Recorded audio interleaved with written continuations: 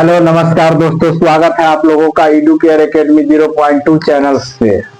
तो आज हम उन बच्चों के लिए कुछ क्वेश्चंस कराएंगे जो क्लास 8, 9 और 10 में पढ़ रहे हैं, और उनमें भी वैसे बच्चे जिन्हें फैक्टराइजेशन समझ में नहीं आता है कि किसी भी इक्वेशंस का, किसी भी पोलिनोमियल्स का फैक्टर किस प्रकार से हम लोग निकालेंगे।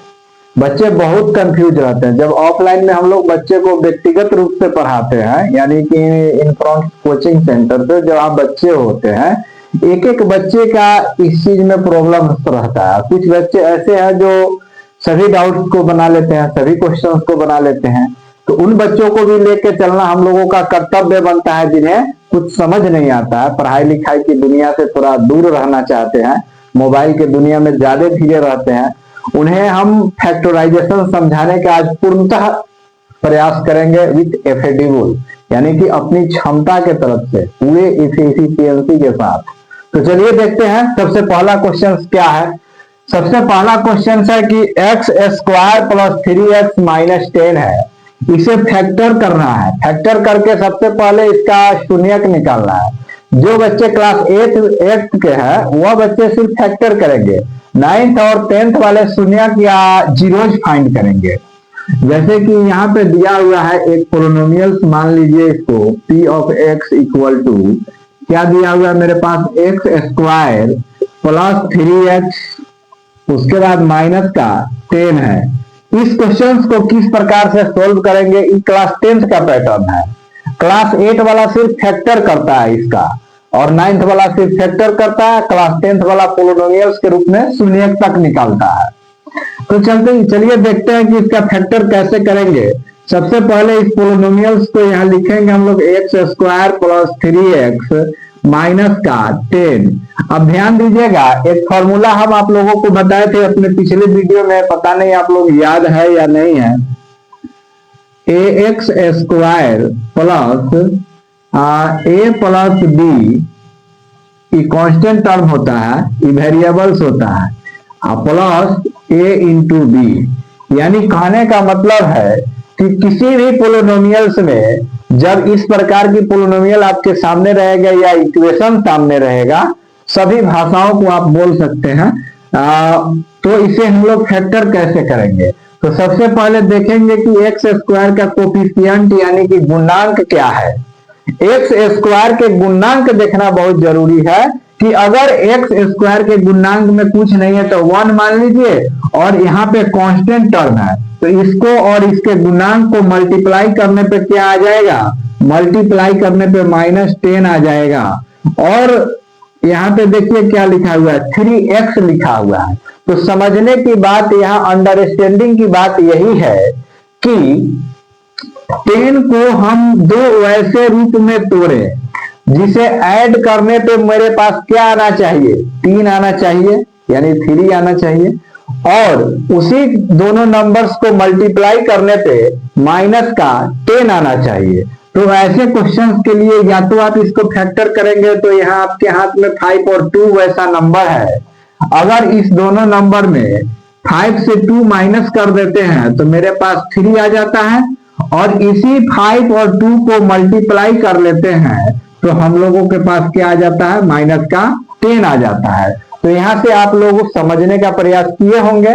तो देखिए एक्स स्क्वायर के जगह पे एक्स स्क्वायर लिखा जाएगा, एक्स स्क्वायर प्लस यहाँ पे 5x इसलिए प्लस में रखेंगे क्योंकि यहाँ पे हमको निकाल के देना है प्लस के 3x माइनस 2x, और यहाँ पे इसको एडिटिव उतारेंगे माइनस का 10। अब यहाँ से कॉमन लेना किसे कहते हैं, बच्चा को यही चीज समझ में नहीं आता है कि कॉमन कैसे लेंगे और क्या लेंगे। इस बात को यहाँ पे हम क्लियर करेंगे आपके डाउट को कि कॉमन कैसे और क्या लेंगे। जरा देखिए यहाँ पे लिखा हुआ है एक्स स्क्वायर, तो एक्स स्क्वायर कहने का अर्थ यह होता है कि एक्स को 2 बार मल्टीप्लाई किया हुआ है। एक्स स्क्वायर कहने का मतलब क्या होता है, एक्स मल्टीप्लाई एक्स। बात समझ में आया। यानी कि आप पिछले कक्षा में पढ़े होंगे कि किसी भी वेरिएबल्स का अगर उसका बेस सेम हो तो पावर को ऐड करते हैं मल्टीप्लाई में। यानी कि यहाँ पे देखिए वेरिएबल्स दोनों सेम है और यहाँ पे क्या है, पावर वन है, तो यह फाइनली एक्स स्क्वायर हो जाएगा इसका प्रोडक्ट। तो उसी प्रकार यहाँ देखेंगे, यहाँ पे कितने एक्स का मल्टीप्लाई है, 2x आपस में, और यहाँ पे 1x सिंगल एक्स, तो दोनों से एक एक्स को हम लोग क्या करेंगे, बाहर करेंगे, तो यहाँ पे क्या बच जाएगा, x। अब यहाँ 5x था, तो x बाहर कॉमन के रूप में चला गया, यानी कि तो यहाँ पे क्या बच गया, 5 बच गया। अब यहाँ माइनस का 2, इसमें देखिए, इसमें से आप क्या कॉमन लेंगे, तो 2 10 को डिवाइड करेगा, कितना टाइम में करेगा, 5 टाइम में करेगा। तो अगर हम यहाँ से माइनस का 2 कॉमन ले ले, तो यहाँ पे x सिंगल बच जाएगा, और यहाँ देखिए ध्यान से 2 का टेबल पढ़िएगा, तो 10 कितना टाइम में कटेगा, 5 टाइम में कटेगा। अब कहिएगा कि सर आप प्लस का 5 क्यों लिख दिए, तो प्लस के 5 मेरे महानुभव मैंने इसलिए लिखा कि 2 से अगर इसमें मल्टीप्लाई करेंगे तो माइनस का 2x आ जाएगा, अब माइनस 2 से प्लस 5 में मल्टीप्लाई करेंगे तो क्या आएगा, माइनस का 10 आ जाएगा। तो अब देखिए यहाँ पे दो टर्म्स आपके पास सेम जैसा आ गया, x प्लस 5 और x प्लस 5। तो यहां से हम लोग क्या करेंगे, x प्लस 5 को कॉमन करेंगे, तो x प्लस 5 कॉमन आ गया, तो x प्लस 5 पूरा टर्म बाहर निकल के चला जाएगा, तो इसके पास क्या बचेगा, सिंगल x बचेगा, इसके पास क्या बचेगा, माइनस का 2 बचेगा। तो क्लास 8 के जो बच्चे हैं इस क्वेश्चन को यहीं पे ड्रॉप करेंगे, छोड़ेंगे। अब क्लास 9th और 10th वाले बच्चों जिन्हें शून्य फाइंड करना है, जीरोज निकालना है, जिन्हें इस क्वेश्चन से जीरोज फाइंड करना है, फाइंड जीरोज, वह बच्चा इस क्वेश्चन को आगे तक लेके जाएगा। और कैसे लेके आगे जाएगा, अब जीरोज फाइंड करना है तो इस दोनों को जीरो के बराबर कीजिए, यानी x प्लस 5 इक्वल टू 0, तो x इक्वल टू क्या होगा, 5 होगा, एंड इधर x माइनस 2 इक्वल टू 0, तो यहाँ क्या होगा, x इक्वल टू प्लस का 2, यानी कि अल्फा का वैल्यू इतना हो गया, बीटा का वैल्यू इतना हो गया। तो alpha beta are the 2 zeros, and इधर लिखेंगे alpha comma beta equal to 5 comma 2, यही आपका जीरोज हो गया।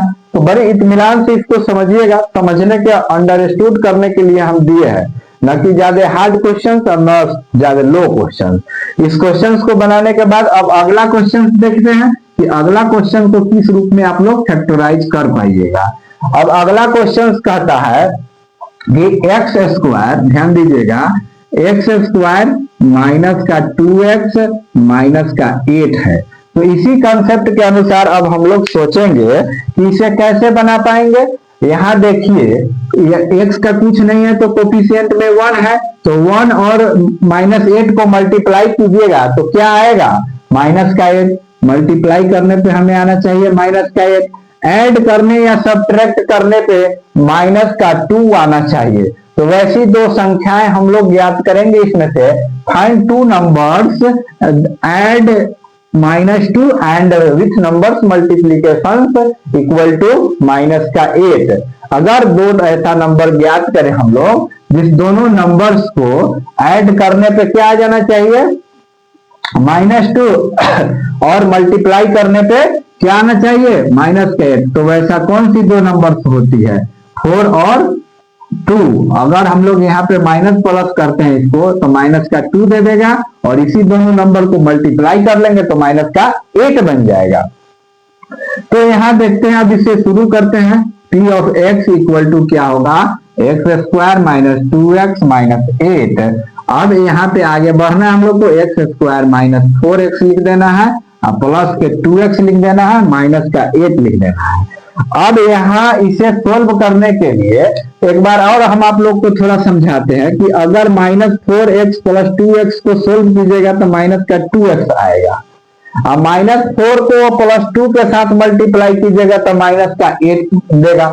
अब यह 4 टर्म में हो गया, तो दो टर्म कॉमन करेंगे एक साथ, यानी कि यहां से हम लोग x कॉमन करेंगे तो x माइनस 4 बचेगा, आप प्लस के 2 कॉमन करेंगे तो यहाँ पे क्या बचेगा, x माइनस 4। अब यहाँ से देखेंगे कि दो टर्म्स एक साथ कॉमन आ रहा है, तो लिखेंगे x minus 4 common x plus 2।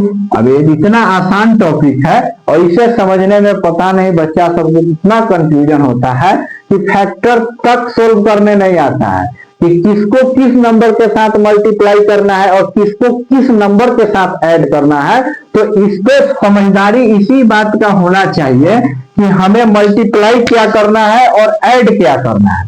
तो मल्टीप्लाई करने के लिए सबसे पहले इस कांस्टेंट टर्म को देखेंगे और एक्स स्क्वायर के कोफिशिएंट आपस में मल्टीप्लाई करेंगे, इस दोनों को जितना आएगा उसी को यहाँ पे लिखेंगे और उससे फैक्टर तोड़ देंगे और देखेंगे कि दो वैसा नंबर चाहिए जिसे मल्टीप्लाई करने पे इतना आ जाए और इसी दोनों नंबर को ऐड करने पे यह बीच वाला के बराबर आ जाए, बीच वाला के बराबर आ जाए। तो जब आप इस झोल को समझ लीजिएगा ना तो फैक्टराइजेशन आपके लिए इजी हो जाएगा। फैक्टराइजेशन कोई बड़ी तोप सी नहीं है कि इसको उड़ा दिया जाए। अब यहाँ पे देखिए अगला क्वेश्चन हमने लिख रखा है कि x square plus 7x plus 4। अगला क्वेश्चन क्या है, x square plus 7x plus का 12। ठीक है, तो अब इसे तोड़ेंगे हम लोग कि 2 यहाँ पे कुछ नहीं है तो मल्टीप्लाई एक के साथ होगा। अब एक के साथ जब मल्टीप्लाई करेंगे तो मल्टीप्लाई करने पे हमें आना चाहिए 12। मल्टीप्लाई करने पे क्या आना चाहिए 12। दो वैसी संख्याएं चाहिए जिसे मल्टीप्लाई करने पे 12 आ जाए और ऐड करने पर 7x आ जाए, यानी कि वैसा नंबर 4 और 3 होता है। 4 3 जा 12 हो गया। अब यहाँ देखिए कि इसको किस प्रकार से तोड़ा जाएगा, ब्रेक डाउन किया जाएगा। एक्स स्क्वायर प्लस क्या हो गया 4x प्लस 3x प्लस का 12। ठीक है, अब इसके बाद इसे हम लोग कॉमन लेंगे कि x यहाँ से कॉमन लेंगे तो क्या हो जाएगा x प्लस 4 एंड यहाँ से प्लस का 3 कॉमन लेंगे तो क्या हो जाएगा x प्लस 4। अब यह दोनों नंबर सेम है इसलिए x plus 4 into x plus 3 यही आपका उत्तर होगा। अगर जीरोज फाइंड करना है तो दोनों को जीरो के बराबर कीजिए लिख के, x plus 4 equal to 0, x equal to -4 and x plus 3 equal to 0, x equal to -3। This is your answer. अब अगला क्वेश्चन कहता है कि x square plus 2x square minus x और 6 को सोल्व करना है। देखिएगा ध्यान से कि अगला क्वेश्चन कितना बड़ा तोप है। 2x स्क्वायर माइनस का x माइनस का 6 यही है एक क्वेश्चन। इसे भी आप लोग इजीली सॉल्व गुना करने पे, अब देखिए इसके कोफिशिएंट में 1 नहीं है तो अब हम लोग यहाँ लिखेंगे मल्टीप्लाई करने पे आना चाहिए 12, ऐड और सब्ट्रैक्ट करने पे आना चाहिए मेरे पास क्या माइनस का 1, यानी यहाँ कुछ नहीं तो माइनस का 1 है। तो वैसी संख्याएं होती है -4 और 3 दोनों को ऐड करेंगे तो -1, गुना करेंगे तो माइनस का 12 आ जाएगा और इसी कंसेप्ट को यहाँ पे पकड़ेंगे और नचा देंगे पकड़ के फेकनली। अब यहाँ हो गया माइनस का 4x प्लस का 3x माइनस का 6। This is common point 2x common लेंगे, x minus 4 sorry x minus 2 हो जाएगा ना, x माइनस 2 हो जाएगा। अब यहाँ पे प्लस का 3 कॉमन लेंगे तो x माइनस 2 हो जाएगा और यह सेम है। चलिए निकालिए x माइनस 2 एंड इधर हो जाएगा 2x minus plus 3, 2x plus 3। तो अब दोनों को सुनिए फाइंड करना है जीरोज। अल्फा के वैल्यू निकालने के लिए क्या करेंगे, अल्फा इंटू बीटा के वैल्यू निकालने के लिए अब यहाँ x minus 2 equal to 0, x equal to 2 हो जाएगा और इधर 2x प्लस 3 इक्वल टू 0, तो 2x इक्वल टू क्या हो जाएगा -3 और x इक्वल टू हो जाएगा -3/2। This is your answer.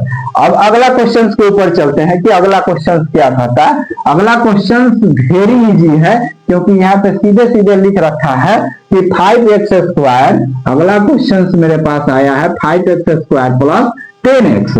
5x square तो यहाँ पे किसी फैक्टराइजेशन की जरूरत नहीं है, यहाँ पे सिर्फ कॉमन लेने की जरूरत है। क्या क्या इससे कॉमन होगा, 5x कॉमन हो जाएगा तो इसके पास क्या बचेगा x और इसके पास बचेगा 2। तो मेरे पास इस क्वेश्चन के उत्तर देने के लिए इतना ही जवाब होगा। एक का 0 हो जाएगा, दूसरा का अगर जीरोज इसको फाइंड करना है जीरोज तो यहाँ पे करेंगे 5x इक्वल टू 0 यानी x इक्वल टू भी 0 एंड इधर x plus 2 equal to 0, x equal to -2। This is your answer. अगला क्वेश्चन देखते हैं मेरे मित्रों। शाबाश, आप लोग यहाँ तक बने हैं मेरे साथ। अगला क्वेश्चन देखते हैं एक्स स्क्वायर यानी कि 8x² माइनस 4। अब यहां से करेंगे क्या कि सीधे सीधे 4 को कॉमन करेंगे, तो यहाँ पे बच जाएगा 2x²। अब यहाँ पे बच जाएगा माइनस का 1। जरा गौर कीजिएगा इस क्वेश्चन के ऊपर, यह बहुत लॉजिकली क्वेश्चन है। अब यह इस तरीका से सिंपल तरीका से नहीं टूटेगा। आपने एक फॉर्मूला पढ़ रखा है कि a² minus b² equal to क्या होता है, a plus B into A minus B. ठीक है, अब यहाँ पे वही फॉर्मूला का यूज करेंगे, तो इसे स्क्वायर के रूप में कैसे लिखेंगे तो देखिएगा 4 इंटू यहाँ पे √2 का अगर √2x का होल स्क्वायर कर दे तो इसका काम बन जाएगा, 2x² आ जाएगा, माइनस के 1 में 1 स्क्वायर कर दे तो इसका काम बन जाएगा। अब उस फॉर्मूला के रूप में लिखेंगे, यहाँ पे 4 लिखेंगे, बड़ी ब्रैकेट लिखेंगे, √2x प्लस 1 होगा एक बार, और दूसरे बार क्या होगा √2x minus 1। This is your answer. अगर इसको भी शून्यक निकालना है, जीरोज निकालना है, तो सबसे पहले इससे यहां पे लिखेंगे 4 into √2x plus 1 equal to 0। तो अब इसे सोल्व करने के लिए 4 तो 0 को डिवाइड करेगा तो खत कैंसिल आउट हो जाएगा। √2x इक्वल टू माइनस 1 यानी x equal to minus 1 upon √2। This is 1 zeros. अब सेकेंड जीरोज निकालने के लिए क्या करेंगे, √2x minus 1 equal to 0, √2x equal to 1 यानी x इक्वल टू 1/√2। ये आपका सेकेंड जीरोज हो गया। तो इस प्रकार से आप लोग समझे होंगे और कमेंट कीजिएगा जरूर।